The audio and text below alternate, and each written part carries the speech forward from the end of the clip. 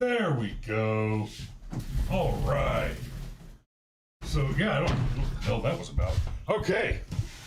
We're going to talk about cancel culture, learn the code, coal miners, and crying, crippling communists.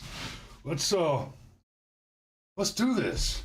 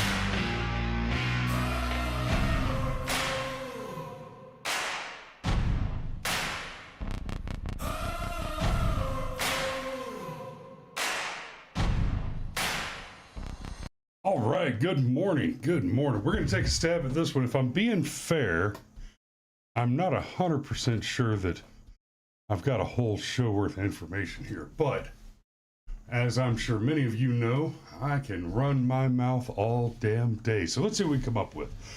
Basically, here's what's going on. Oh, good morning, everybody. By the way, good morning. I see Waller got first blood. Trish, we got the jalapeno stuff. So, y'all, my mother-in-law makes this jalapeno salt. And it really is just chef's kiss awesome. And we told her, you know, I mentioned on the show the other day while she was watching that we were running out. And I think we were just about slap out. And could we get some more? And she said, hey, it would be more economical if I just sent you the powdered jalapeno that we make the salt with, and then you mix it with whatever salt to make to do your jalapeno salts. Okay, so she sent me this big ass jug of powdered jalapeno, and let me get y'all clear on something. Okay. The first instances of chemical warfare in history involved Chinamen powdering spicy peppers and putting them into hot air balloons, small hot air balloons, which they would then shoot down with arrows over top of enemy encampments, where the inhaled spicy pepper, the capsaicin from the peppers, would cause their eyes to burn and water and swell shut, and their noses to bleed, and their lungs to close on them. So now, I've got this fucking pepper bomb in the kitchen. I'm gonna have to take it outside before I can open it and mix it with salt. And I am super excited about that. But if you guys remember, this was something that really made me chuckle. Is Trish sent us, this is my mother-in-law, sent us mixed jalapeno salt middle of last year. And she sent two of them. One with my name written on top of it, and one with Cameron's name written on top of it. And so I took Cameron's to him, and I jokingly said, "Oh yeah, this is the good stuff, man. You should give it a smell." And as he went to take the lid off and do just that, he managed to get a whiff before I could say, "I'm kidding." And it kind of, that was made my day. Absolutely made my day. So I might have to take some to Cameron's brother and see if Cameron has the decency to warn him first.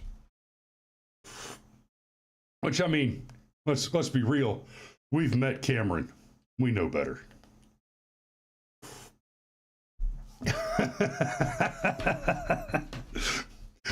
Waller, I think those original ones, they used the bird chilies. They're those kind of small chilies that you get in like Szechuan chicken or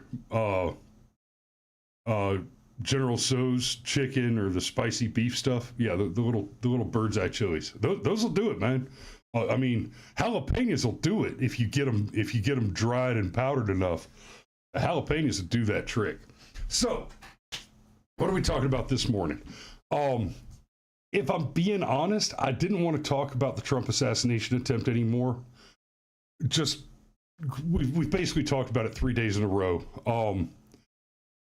But let's be real. This is a big deal, and it is, just absolutely dominating the news cycles, as it should. And amusingly, so let's get off of that for just a half a beat. Amusingly, there is something coming into the news cycle that is clearly intended to try and get Donald Trump out of your top of mind and get Biden back into it.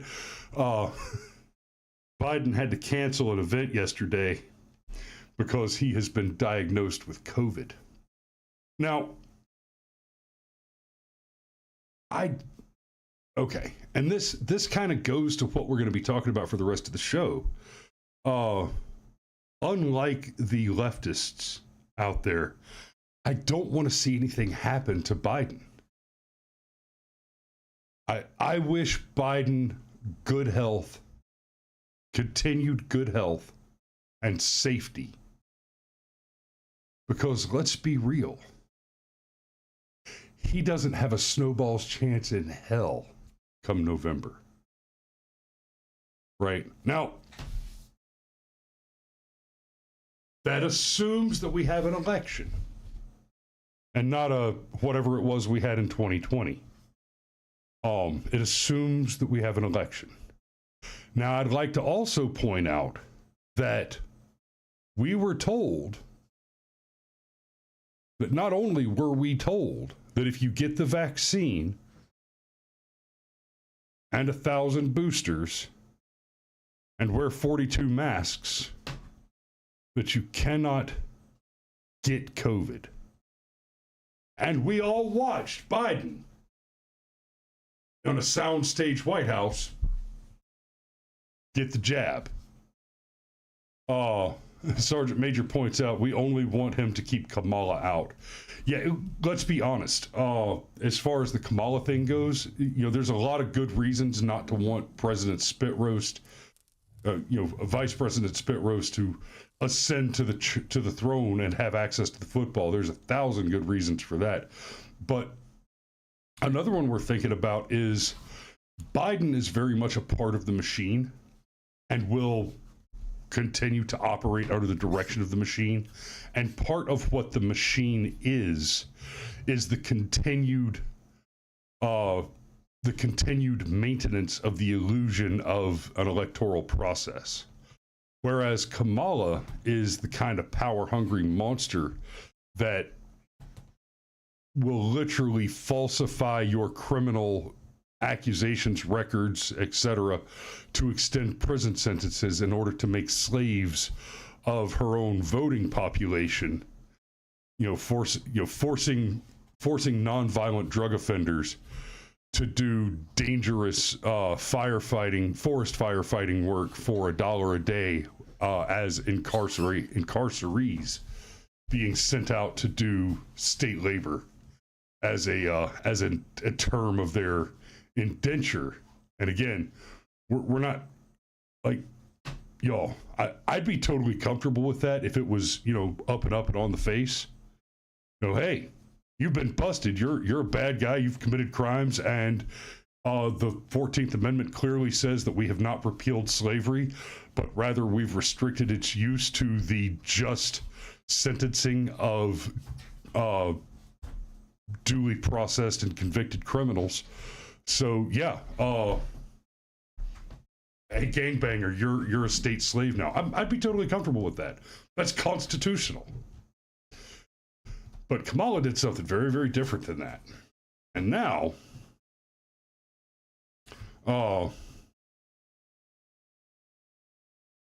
it's very clear that Vice President Spitroast is the kind of woman who will, by hook or by crook or by the nook of her knee, ascend to power in whatever way she can suck it out of the nearest competent man. And that would include whatever emergency power she may feel she needs to enact in order to suspend the elections temporarily.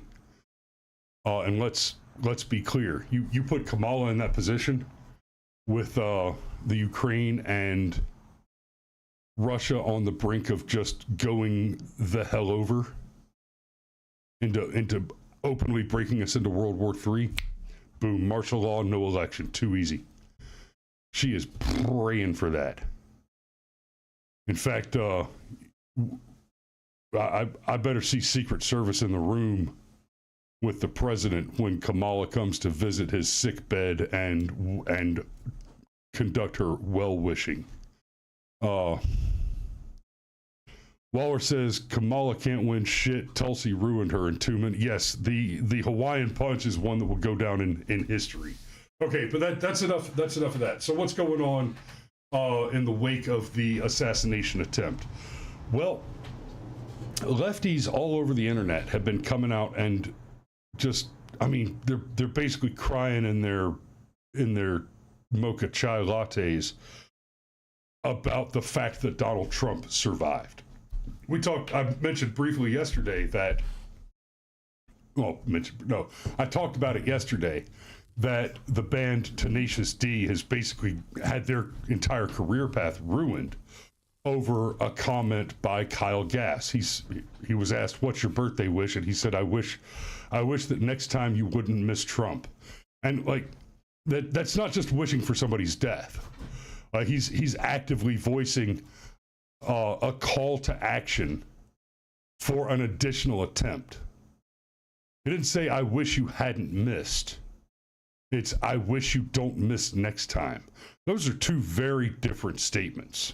I wish a previous event had gone differently than it did versus I want to see the previous event repeated with a different result in the future. Those are two very different wishes. And of course, Kyle Gass wished for the latter. It's being said now that, okay, so Jack Black came out and made a statement and gave an apology and said that he was blindsided by the comment. But like I said yesterday, Kyle would not have made the comment if it was not for the fact that the two of them have been they've been in this band together. They've been friends for so long. Kyle knows damn well that Jack would be totally cool with the joke. It looks like what has actually happened is Kyle made the joke, and then the insurance companies said, "Hey, if you're going to do that kind of stuff, we can't cover you. We can't assume the risk that goes along with that kind of inflammatory rhetoric." And then basically, after the insurance companies dropped them, the venue said, "Hey, if you don't have insurance, you can't have your shows here." So, and all that happened And then they came out with their apologies. So, and part of the apology was, hey, we don't feel good about continuing the tour this time. Well, it looks like the tour got canceled on them, not like they canceled the tour. And then Xander Max says he only apologized to try and ward off the Aussie conservatives. Yeah, after my show yesterday, where I talked about this a bit, there was a call by one of the I forget her name, an Australian MP, said that, hey, we should deport them, just like we deported that, what was a tennis player or a swimmer? I forget his name, but during the whole COVID thing, there was a sports ball player that refused to get the jab, and the Australian government deported him. And there's one of the MPs has called for, hey, we should deport these two assholes for bringing this kind of publicity and psychosis to our country. It won't happen. It won't. The governments act on behalf of psychotic big government tennis player. Thank you, Danny. Governments act on behalf of psychotic big government communists and communist sympathizers. They do not act on behalf of reasonable, decent people or their own taxpayers. Xander Max says they called for deportation before yesterday. Okay, maybe I didn't see it until yesterday, or I mean, shit, man. I live in the country and I don't go to work anymore. I'm only vaguely suspicious that today is Thursday. Anyway, so in the wake of all this going on, there was that one, and then there have been several more. We'll call them cancellations for the sake of brevity and simplicity in this context. But what's going on is a bunch of lefties have come out on the interwebs and made similar statements. I wish he hadn't missed. I wish somebody else would try. We came that close to saving the world. All this kind of garbage. Where, I mean, let's be real. At the height of cancel culture, we saw people get canceled for, calling an obviously grown man with a full beard in just normal attire sir instead of ma'am, and then learning that the obviously male man was preferred to identify as a she-male, whatever, and people getting fired over not correctly assuming the psychosis of the unverifiable degendered sociopath. And people losing their jobs over that, getting banned from social media, getting fired from their jobs, having their lives ruined by that shit. Burnslot says, where was the outrage when Pelosi got attacked with a hammer? You called him gay. I didn't call him gay. We saw the evidence. Paul Pelosi hired a deranged drug addict to engage in homosexual intercourse, and the deranged drug addict attacked him with a floppy pink dildo. I mean, we didn't have to call him gay. He kind of co-signed that shit.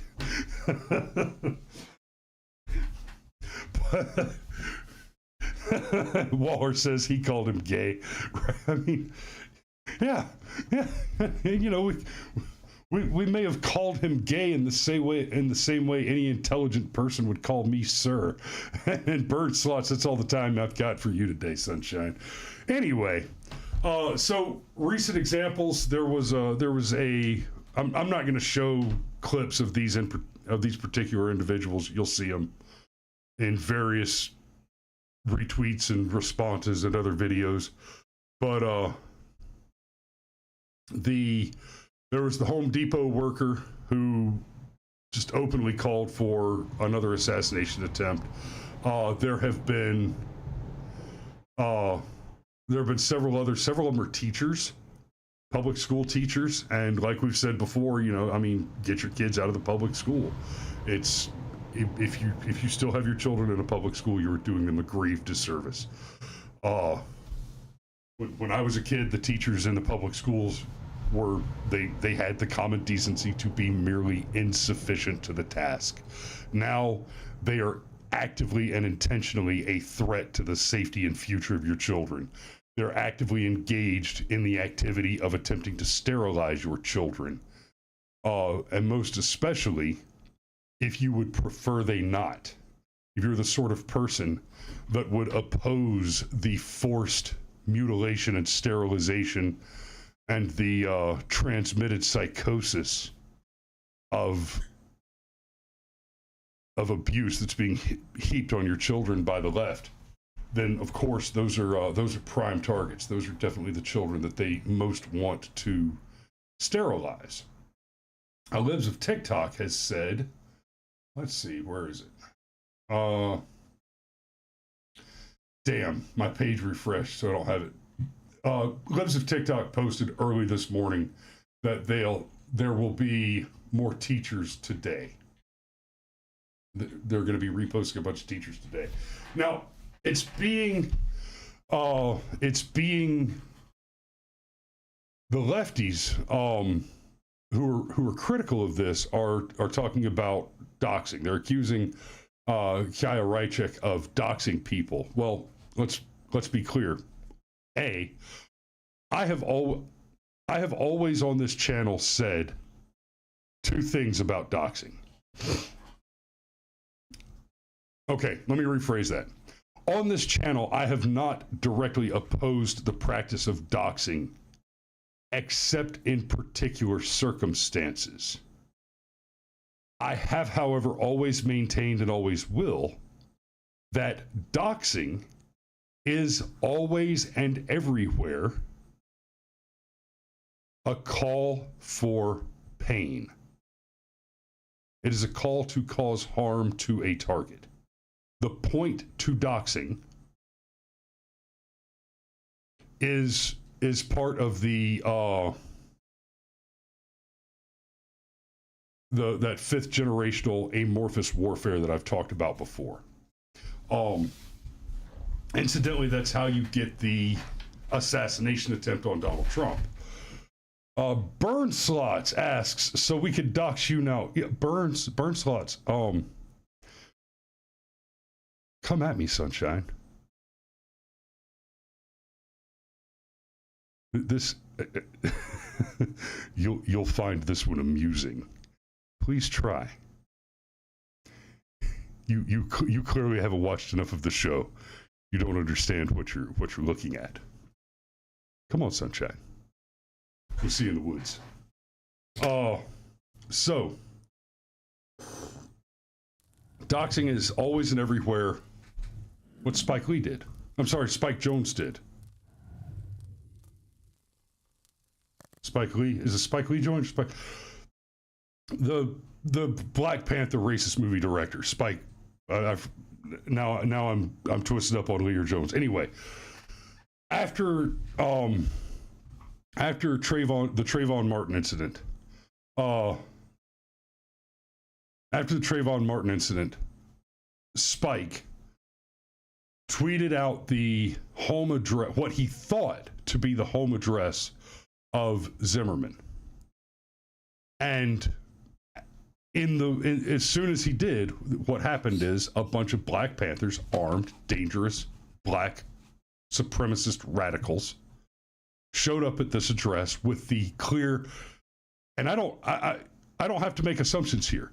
They stated their intent on arrival. Their intent was to kill George Zimmerman in his home.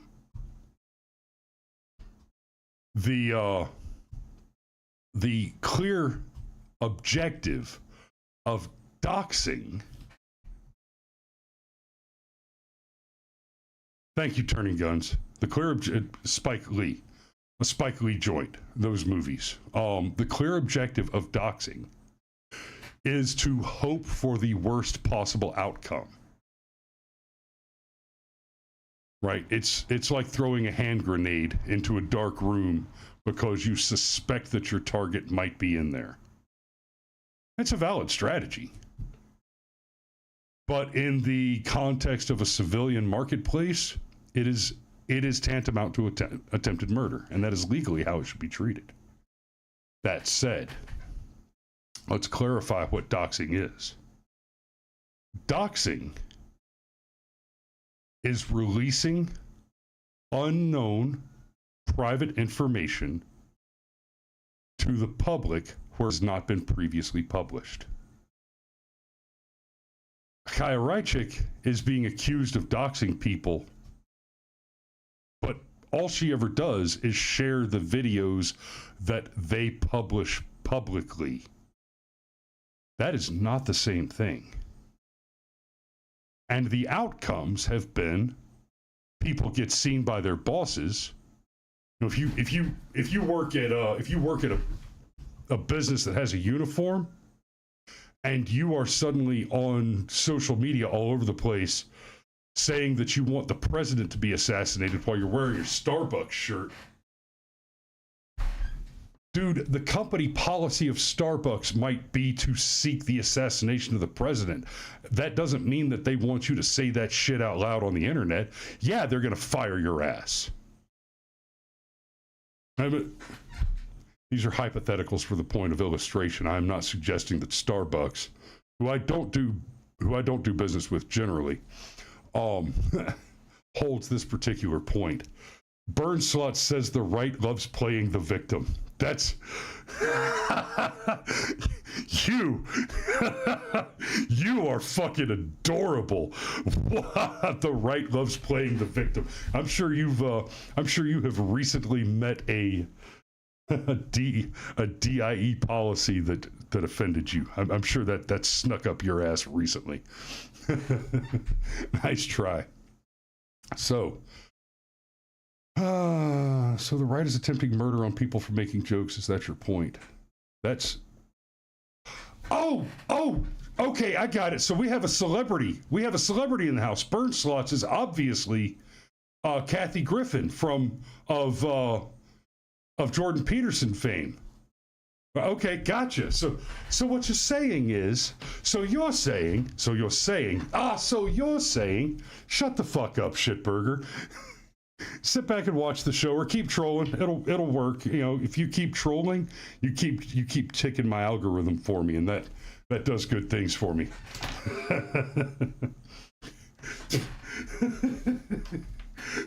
The right loves playing victim. Yeah. Come at me, reparationist. Okay, so Kathy says, what? I can't even understand you. ¿Por qué no puedes entender? ¿Es inglés no es su idioma primera? Hangumaro do Schwage. Sprechen Sie Deutsch? Parlez-vous français? Because you sound a little light in the loafers there. Maybe you're a bagel muncher. Let's try that one. Do you need a baguette with your cafe, sunshine? Can't understand me. You're adorable. So the story kind of culminates with a streamer called Destiny. And I find it especially entertaining that it's Destiny that broke himself off like this, because Destiny, the so-called omni-liberal, has been on many shows recently. He's been on Tim Pool. I think he did an interview with Steven Crowder. I think he did one with one of the guys from the Daily Wire. And I watched just a little bit of the one that he did with Tim Pool before I just could not take it anymore. Oh, Jesus. Babe, your car is exploding in my driveway.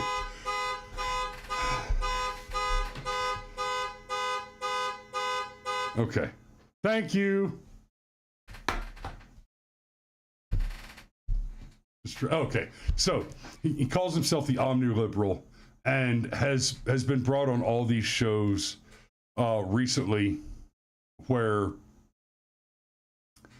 basically he's being treated like, oh, this is the reasonable guy on the left. He's a liberal who's a reasonable person. Guys, he's not a liberal, he's a leftist. He's an unhinged, psychotic communist. And it really is this simple. They are not reasonable. They will talk about being for free speech right up until it's a question of them having free speech. In the past, conservatives have made the mistake of saying, we are for free speech, and we will defend your right to speech, even if we don't agree with what you have to say. Now, that is a principle that I would love to and prefer to stick to. But it's one that is abused by the enemy.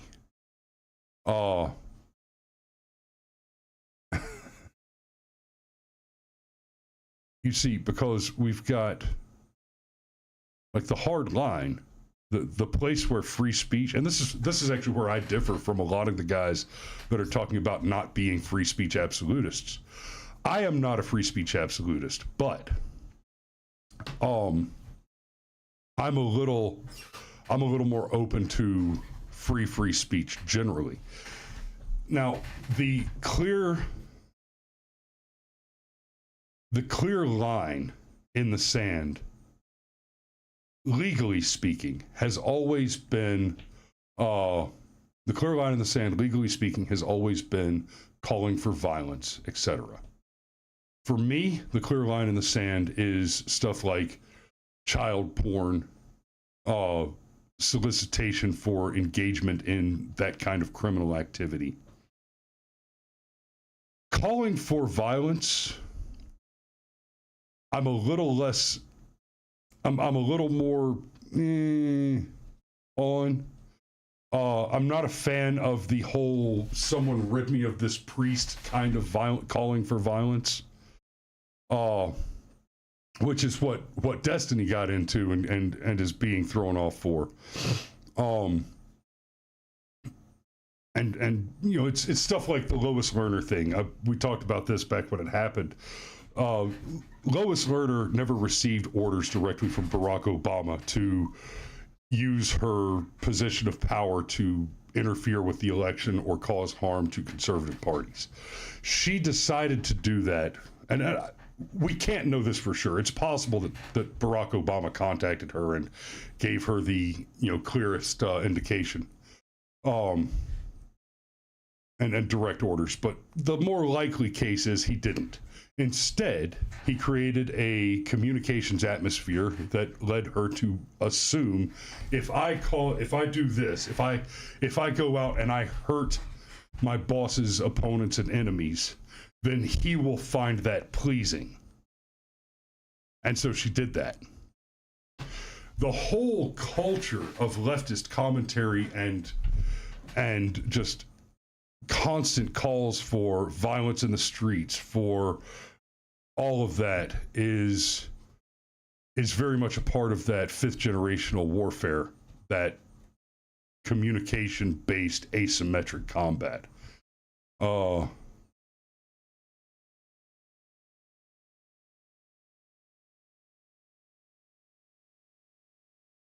Let me see. It's how they pussy around the loop. Okay, I see. We've got some more lefty projection there. Conservatives do not. We don't play with implied death threats. We do shit directly. Right now, I haven't killed anybody in, what is it, 2024 July. What is that, Waller? Fucking 12 years? 13 years. So, you know, doing pretty good. The burn slots, you have to wait 2 minutes and the right contradicts themselves. Offer me a fucking example. That's, yeah, offer me an example. What do you mean? Okay. I got to start ignoring this burn slots guy because I don't even understand what he's talking about now. How to divide. Where did dividing come from? Anyway, Waller had to refresh his. You know, Waller, I tried to do that shit, but you know, the wife asked me not to go back over. So, and man, it was a nice contract too. It was Pirates in Djibouti. I was super excited, but we got too many kids. Got to stay here and make my money. Yeah.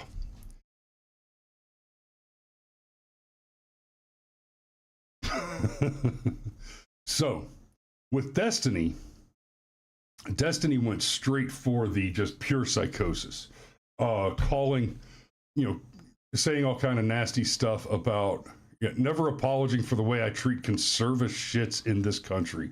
He just went completely off the deep end. Elon went clear to, you're right, this is not appropriate content for advertisers. And in this context, okay, that's the Ed Krasenstein one. Yeah, so Dom Lucre pointed out, so this is Destiny. This is the fucking retard that got killed at the Trump rally and shared Corey Comparator's profile. And this, I don't know who this not in line person is, but they asked, this is the hill you want to die on? Don't you mean the bleachers he wanted to die on? And these are some of the, I'm sure Corey and Babbitt are both having fun with each other in hell right now. These are some of the milder comments that he made, you know, calling for more assassination of Donald Trump, calling for, you know, demeaning Ashley Babbitt, demeaning poor Corey Comparator, who was assassinated by somebody like Crimson 13 or Burn Slots. And, you know, you look back on Trump in the past, and he got thrown off the internet for mean tweets, right? This is very different than mean tweets. Like I said, the legal standard has always been calling for violence, calls to the imminent incitement of violence. Now, I'm a little softer on that. If you want to get online and say, hey, I'm calling you out, me and you, let's do this, right? I'd be all for dual system, but these guys, what Destiny's doing here is specifically calling for violence and specifically targeting and harassing and just being evil and awful to people who are the victims of leftist violence, right? And Ashley Babbitt was not killed because she was in the wrong place at the wrong time. Ashley Babbitt was killed because a black man with a gun saw an excuse to shoot a white woman in the face, and his dick got hard, and he committed murder under color of law. That's what happened. And you don't have to take my word for it. We've got the video. Crimson, you're adorable. Oh, here we go, racist dog whistling. That was not a racist dog whistle. That was a very explicit statement of the actual facts on the ground. The black man chose to murder a white woman and then demand he be celebrated for it. I don't know where you get dog whistle from there. I was pretty fucking clear. So, The where I want to wrap this, we've got there's Krasenstein, and Larry Correia. Now, this is a TLDR kind of post. Larry Correia is one of my favorite authors. Wrote the Monster Hunter International series and In Defense of the Second Amendment. Incidentally, he also wrote the fucking what's it called? Tom Stranger Interdimensional Insurance Broker books, which are fantastic sci-fi comedy that I hope you all get a chance to read sometime. You should look those up. Waller says that wasn't a dog whistle, it was a 150 decibel whistle. Yo, they have dog whistles. I have Artie Sims. Come at me, bro. So he says, I had 2 million view tweets explaining this yesterday. We didn't want this. You fuckers changed the rules. We tried to stop you. You destroyed lives for imagining offenses and canceled children. The right became increasingly bitter. You weaponized this and had media mega corporations stomp on the little guy for saying things that were normal the day before, and you fucking loved it and crowed about consequence culture. He goes on to describe it in more and more detail. And that's, let me jot down a note about that.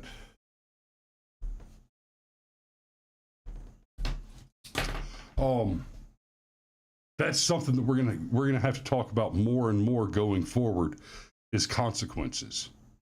We are very likely looking at a Trump election in 2024, inauguration next year, next February, and a new President Trump. And the thing that concerns me about that, as I've said many times before, and we're going to do a couple of shows between now and then to really elaborate on this and elucidate it. He didn't lock her up. And the problem with that is the distinction between what's happening with Bragg and Willis and Hochul and all of them. There are no consequences for these criminals for their bad behavior. A perfect example of this is Cheadle is still in charge of the Secret Service. I mean, that's an obvious failure.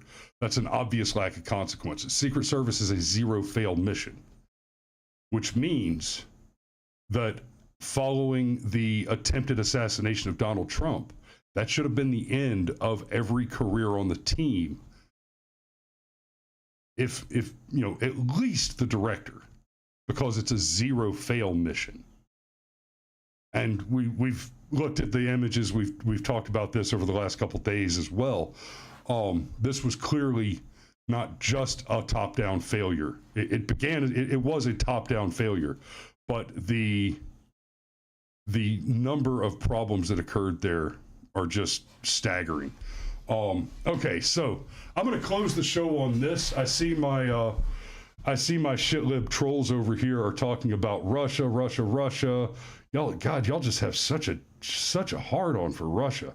And so I'm going to invite you. I tell you what, I'll even find the link for you to save you a little time. Go back and watch my interview with, let's see if I can find the link real quick. Go back and watch my interview with Jack Barsky, aka Albrecht Dietrich, the Russian KGB agent who was flipped in the late 1980s. It's a good view. It's a good watch. And he and I talked a bit about Russia and how the KGB operates.